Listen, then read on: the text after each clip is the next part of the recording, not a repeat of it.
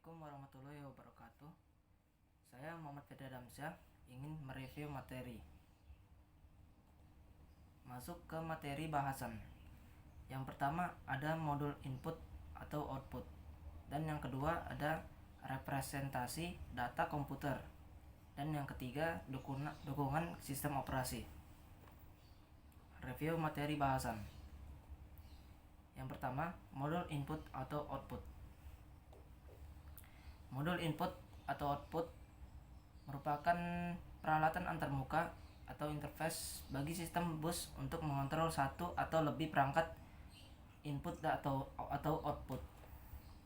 Modul input atau output hanya sekedar modul penghubung, tetapi merupakan sebuah piranti yang berisi logika dalam melakukan fungsi komunikasi antara perangkat input dan output.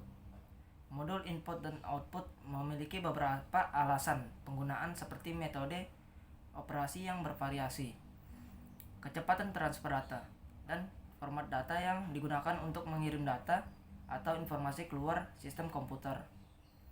Fungsi utama input dan output antara lain: 1. Tes. Perintah yang digunakan CPU untuk menguji berbagai kondisi status modul input dan output dan perangkatnya. Dan yang kedua, read. Perintah untuk mengambil suatu paket data yang disimpan buffer internal. Dan yang ketiga, write. CPU memerintahkan modul input dan output untuk mengambil data dari bus data untuk diberikan kepada perangkat tujuan. Yang kedua, representasi data komputer. Representasi data komputer. A. Sistem bilangan dan konversi bilangan. Ada beberapa sistem bilangan yang digunakan dalam sistem digital. Yang paling umum adalah sistem bilangan desimal, biner, oktal, dan heksadesimal. Ada beberapa macam sistem bilangan, yaitu sistem desimal, biner, oktal, heksadesimal. Desimal mempunyai radix 10 dan himpunan atau elemen digit sebesar 0, 1, 2, 3, 4, 5, 6, 7, 8, 9. Contohnya 255. Biner, radixnya sebesar 2, himpunannya atau elemen digitnya yaitu 0 dan 1. Contohnya 1, 1, 1, 1, 1, 1. Oktal, radixnya sebesar 8, himpunan atau elemen digitnya yaitu 0, 1, 2, 3, 4, 5, 6, 7.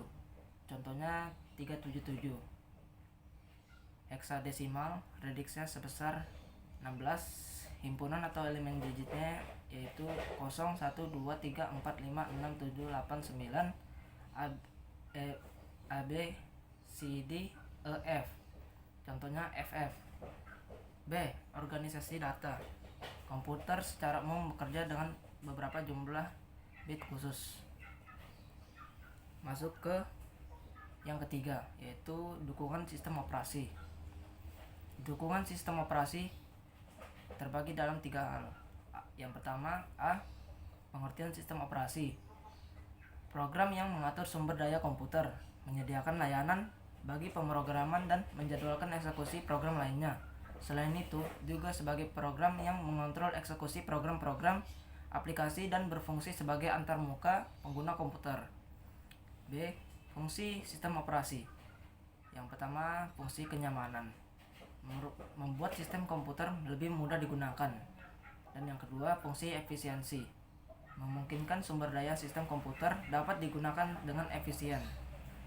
Dan yang ketiga, C. Layanan sistem operasi. Yang pertama, eksekusi program. Eksekusi program menangani instruksi-instruksi seperti menyimpan ke memori utama. Yang kedua, pembuat program, utility, menyediakan fasilitas dan layanan untuk membantu pemrogram dalam pembuatan program. Dan yang ketiga yaitu akses ke perangkat input dan output, menjembatani program dalam pengaksesan perangkat input dan output menjadi sederhana. Oke, jadi itu saja yang dapat saya sampaikan. Sekian dan terima kasih.